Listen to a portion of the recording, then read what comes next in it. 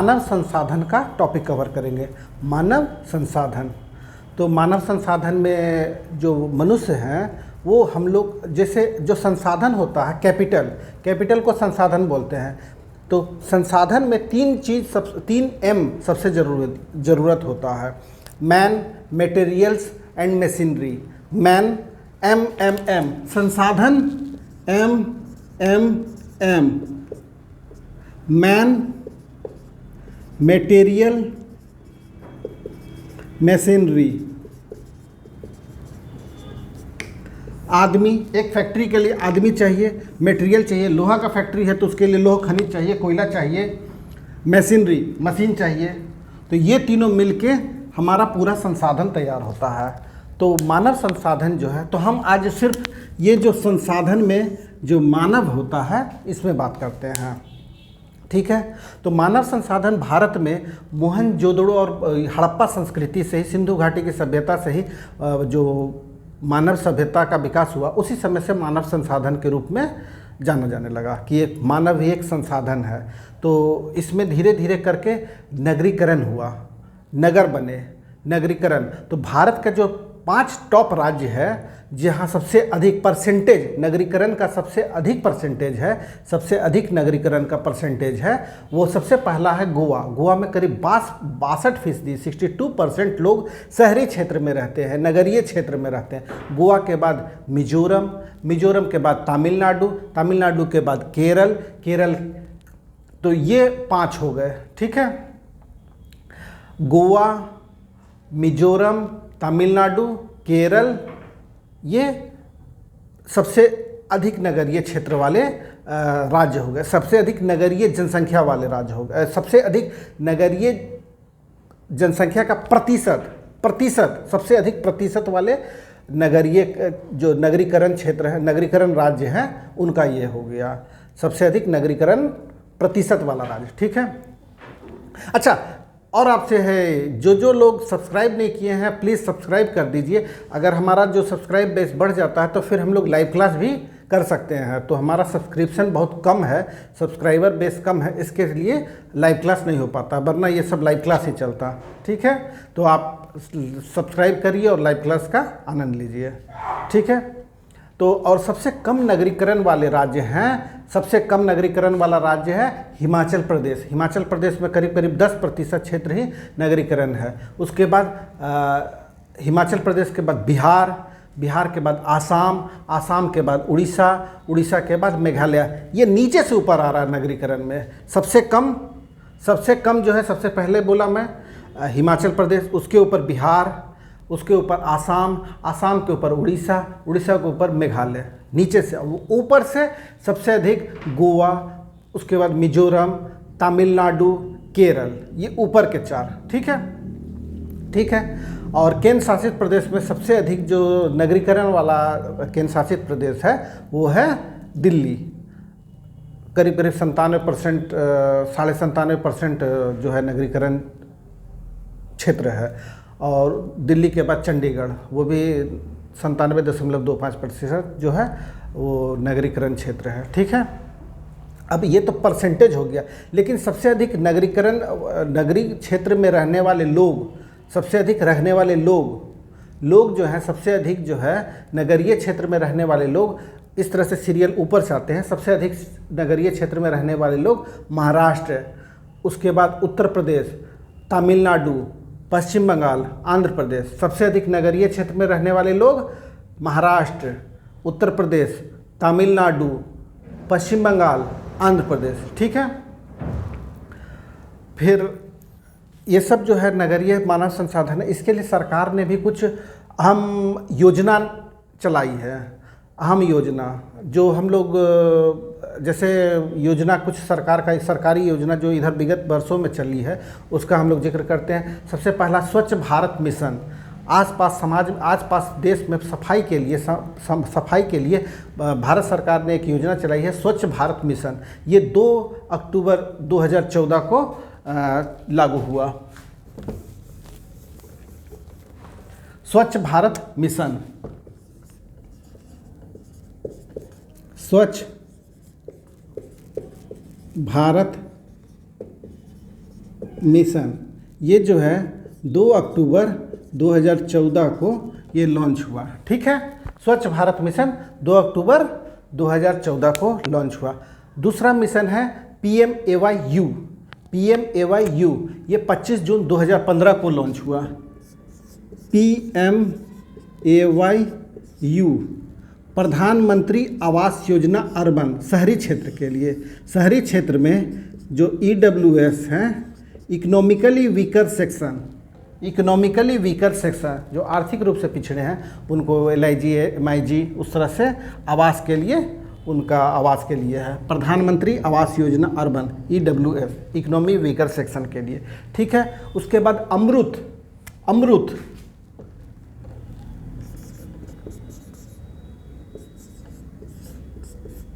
Amrit Atal mission for rejuvenation, Atal mission for rejuvenation and urban transformation. ठीक है, Atal mission for rejuvenation and urban transformation. इसमें जो है हर घर में नल, हर घर में पीने का नल होना चाहिए और हर घर से सीवेज, जो पानी तो एक स्वच्छ पानी तो आ गया पीने के लिए, घरेलू यूज़ के लिए, नहाने के लिए, लेकिन वो जो पानी बह के भी बाहर निकलने का एक होना चाहिए सीवेज, जो घर का पानी वेस्ट निकल रहा है किचन से, बाथरूम से, वो जो निकल रहा है वेस्ट, तो वो भी जो है वो जो पाइपलाइन से निकलता है उसको सीवेज बोलते हैं। तो वो सीवेज से बाहर वो पाइप से करके बाहर कहीं बाहर चले जाए, तो वो सीवेज कनेक्शन। हर घर में पीने का नल, पीने के पानी के लिए नल में जल और सीवेज, ये 2 के लिए अमृत है। ये जो है जून 2015 में ही ये भी लॉन्च हुआ। जून 2015 में ये Amrut Atal mission for rejuvenation and urban transformation. ठीक है, शहरी क्षेत्र के लिए है। फिर उसके बाद है SPMRM, श्यामा प्रसाद मुखर्जी रू अर्बन मिशन। ठीक है, रू अर्बन मिशन, श्यामा प्रसाद मुखर्जी रू अर्बन मिशन, SPMRM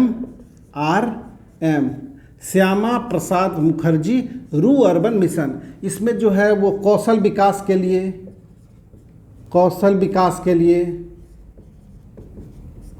विकास के लिए जो आर्थिक जो है क्रियाकलाप के लिए, जो SHG GLG लोन प्रोवाइड करना, अच्छे अच्छे प्रोग्राम को लॉन्च करके लोन प्रोवाइड करना, आर्थिक गतिविधि को बढ़ाना, शहरी और ग्रामीण क्षेत्र दोनों के लिए। ठीक है, इस तरह से तो ये सब सरकारी कुछ स्कीम है, सरकार का कुछ स्कीम है जो मानव संसाधन का उत्थान के लिए, मानव संसाधन के विकास के लिए, अपने देश के मानव संसाधन के विकास के लिए सरकार ने ये सब कुछ योजनाएं चलाई।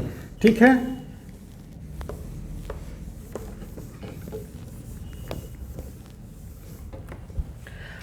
इसके बाद भारत का जो क्षेत्रफल है वो बताते हैं। भारत का जो क्षेत्रफल है 32,87,263 स्क्वायर किलोमीटर है। ये भारत का, अपने देश का कुल क्षेत्रफल है।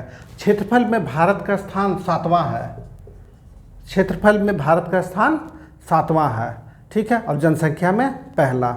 भारत जो है पूरे जो दुनिया का टोटल भूभाग है, टोटल लैंड है, उसका जो है करीब 2.4% भारत है। ठीक है, तो भारत जो है भूभाग में 7वां है और 2.4% भूभाग है, पूरा विश्व के भूभाग का 2.4% भारत है। ठीक है, अब जो मानव संसाधन होता है ये सब जो है प्रवास करते हैं। कोई जैसे बहुत लोग आप देखते होंगे गांव से दिल्ली बम्बई में जाके बस गए। ठीक है, तो ये प्रवास होता है, दिल्ली बम्बई जाके बस गए। तो प्रवास का 2 कारण होता है, पुश पुल। ठीक है, एक पुश करते हैं, जैसे कि बहुत सारे क्षेत्र आप देखे होंगे नक्सल प्रभावित है या बाढ़ का समस्या है। उत्तर बिहार में बहुत ज़्यादा बाढ़ का समस्या है, दक्षिण झारखंड बहुत पहले नक्सल का समस्या था, उसके चलते वहाँ से लोग पलायन कर गए। तो ये पुल है, वो धक्का भूकंप के चलते या किसी प्राकृतिक के चलते, प्राकृतिक जो दुर्घटना ना हो जाए उसके चलते वहाँ से लोग चले जाते हैं। ये पुल हो जाता है, ये पुल हो रहा है, धक्का वहाँ से उसका उस क्षेत्र के कुछ कारण के कारण वहाँ से धक्का दिया जा रहा है, तो ये पुल है। और पुश होता है जैसे दिल्ली, मुंबई, अच्छे अच्छे बड़े बड़े शहर, कलकत्ता, चेन्नई, ये सब रोजगार के लिए, अच्छा जीवन स्तर के लिए लोग वहाँ खींचे चले जाते हैं। बहुत लोग तो यहाँ से गया है सब हीरो बनने बम्बई, वो पुश है, हीरो बनने चले गए, खींच रहा है बम्बई, हीरो बनना है तो आ जाओ यहाँ, काहे लिए यूट्यूब में रील बना रहे हो, डायरेक्ट 3 घंटा का रील बनेगा पूरा फिल्म, तो वो पुश है, मुंबई पुश कर रहा है, ठीक है। भारत में ये पुश और पुल जो प्रवास का कारण हो गया, जो लोग इधर से उधर जाते हैं। भारत में सबसे ज़्यादा जनसंख्या जो है उत्तर प्रदेश राज्य का है।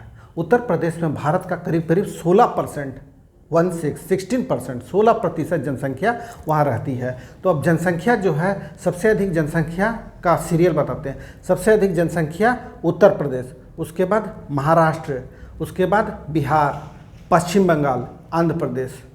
फिर से क्योंकि क्या है कि सीरियल क्वेश्चन में सीरियल पूछ देता है कि भाई जनसंख्या जो है कुल जनसंख्या राज्य का घटते क्रम में, अब ये 4 दे दिए, 4 में से कोई आगे पीछे कर देंगे तो आपको वही चीज़ ध्यान करना है। उत्तर प्रदेश, महाराष्ट्र, बिहार, पश्चिम बंगाल, आंध्र प्रदेश, उत्तर प्रदेश, फिर महाराष्ट्र, बिहार, पश्चिम बंगाल, आंध्र प्रदेश। और ये 5 जो राज्य है, करीब करीब ये 5 राज्य में भारत के कुल जनसंख्या का करीब करीब 50%, आधा जनसंख्या इसी 5 राज्य में रहते हैं। लेकिन सबसे अधिक जनसंख्या कहाँ का? उत्तर प्रदेश, उसके बाद महाराष्ट्र, उसके बाद बिहार, उसके बाद पश्चिम बंगाल, उसके बाद आंध्र प्रदेश। लेकिन क्षेत्र के हिसाब से सबसे बड़ा राज्य है राजस्थान। क्षेत्र के हिसाब से सबसे बड़ा राज्य है राजस्थान। क्षेत्र के हिसाब से सबसे ज़्यादा बड़ा राज्य है राजस्थान, ठीक है। अब ये ज़्यादा जनसंख्या वाले राज्य हो गए। अब न्यूनतम जनसंख्या वाले राज्य, न्यूनतम जनसंख्या वाले राज्य, अब नीचे से ऊपर चलेंगे, नीचे से ऊपर, ठीक है। सबसे कम सिक्किम, सबसे कम सिक्किम, उसके ऊपर मिजोरम, उसके ऊपर अरुणाचल प्रदेश, उसके ऊपर गोवा, गोवा के ऊपर नागालैंड। तो सबसे कम सिक्किम, सिक्किम से ज़्यादा मिजोरम, मिजोरम से ज़्यादा अरुणाचल प्रदेश, अरुणाचल प्रदेश से ज़्यादा गोवा, उससे ऊपर नागालैंड, ठीक है। अब हम लोग जनसंख्या का घनत्व समझते हैं, जो घनत्व बोलते हैं, जनघनत्व। जनघनत्व होता है जो कुल जनसंख्या, जैसे कि किसी भी क्षेत्र का आप कुल जनसंख्या ले लीजिए और डिवाइड बाई, भागा लगाइए कुल क्षेत्रफल से, तो प्रति किलोमीटर पे उसका जनसंख्या आ जाएगा। प्रति वर्ग किलोमीटर पे जो जनसंख्या आएगा वही वो जनघनत्व होगा, ठीक है। जनसंख्या का घनत्व, पूरा जनसंख्या, कुल जनसंख्या बाई कुल क्षेत्रफल, कुल जनसंख्या बाई कुल क्षेत्रफल। तो एक किलोमीटर का, 1 वर्ग किलोमीटर का कुल क्षेत्रफल मतलब वर्ग किलोमीटर में लिखेंगे, तो 1 वर्ग किलोमीटर का वो जो आएगा पर वर्ग किलोमीटर में, वो उतना लोग वहाँ उस राज्य में, उस क्षेत्र में, उस शहर में, उस देश में रहते हैं, तो वो उसका घनत्व कहलाता है। जनसंख्या घनत्व पर वर्ग किलोमीटर में रहने वाले लोग को कहते हैं।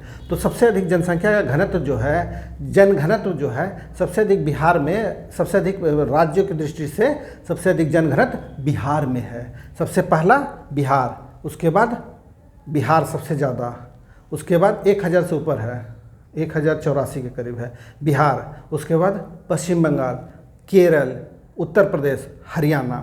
सबसे ज़्यादा बिहार, पश्चिम बंगाल, केरल, उत्तर प्रदेश, हरियाणा, ये जनघनत्व है, ठीक है। अब जनघनत्व समझ गए। अब लिंग अनुपात, लिंग अनुपात जो बोलते हैं, 1000 किसी भी क्षेत्र में, किसी भी क्षेत्र, राज्य, किसी जिला, क्षेत्र, राज्य, देश में, जैसे हम 1000 पुरुषों पर कितना महिला है, 1000 पुरुष पे कितने महिला की संख्या है, उसको लिंग अनुपात कहते हैं। जैसे कि बोल दिया किसी क्षेत्र में हो गए 984 महिला है, मतलब 1000 अगर 1000 पुरुष है तो 984 महिला है, तो वही 984 जो है वो लिंग अनुपात है। मतलब आप समझ लीजिए 984 महिला है 1000 पुरुष पे, ठीक है, तो उसको लिंग अनुपात बोलते हैं, ठीक है, लिंग अनुपात, ठीक है। तो लिंग अनुपात सबसे ज़्यादा, मतलब 1000 पुरुषों पे सबसे ज़्यादा महिला केरल में है। केरल में ये जो लिंग अनुपात है 1084 है, 1084, 2011 के जनगणना के अनुसार 1000 पुरुषों पर 1084 महिला हैं। तो ये लिंग अनुपात सबसे ज़्यादा केरल में है, उसके बाद तमिलनाडु, फिर आंध्र प्रदेश, फिर छत्तीसगढ़। ठीक है, सबसे ऊपर केरल, तमिलनाडु, आंध्र प्रदेश, छत्तीसगढ़, फिर मेघालय। केरल, तमिलनाडु, आंध्र प्रदेश, छत्तीसगढ़, मेघालय। ठीक है, ये लिंग अनुपात हो गया। अब न्यूनतम लिंग अनुपात, सबसे कम लिंग अनुपात, सबसे कम लिंग अनुपात कहाँ होगा? हरियाणा, सबसे कम हरियाणा, उससे ऊपर नीचे से सबसे शुरू करते हैं, नीचे हरियाणा, उसके ऊपर जम्मू कश्मीर, जम्मू कश्मीर के ऊपर सिक्किम, सिक्किम पे पंजाब, फिर उत्तर प्रदेश। सबसे कम हरियाणा, जम्मू कश्मीर, सिक्किम, पंजाब, उत्तर प्रदेश। तो नीचे का ये वाला नीचे का सीरियल से। ठीक है, लिंग अनुपात हो गया। अब साक्षरता, साक्षरता, साक्षर किसको कहते हैं? किस व्यक्ति को हम साक्षर कहेंगे, किसको निरक्षर कहेंगे?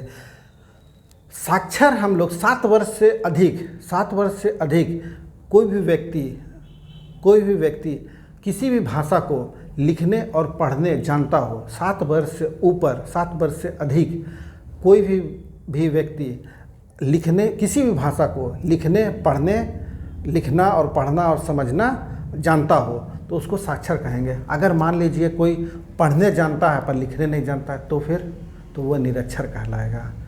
पढ़ने जानता है, लिखना नहीं जानता है तो वो निरक्षर ही कहलाएगा। 7 वर्ष के ऊपर कोई भी व्यक्ति किसी भी भाषा को समझना, पढ़ना, लिखना अगर जानता हो तो वो साक्षर कहलाएगा।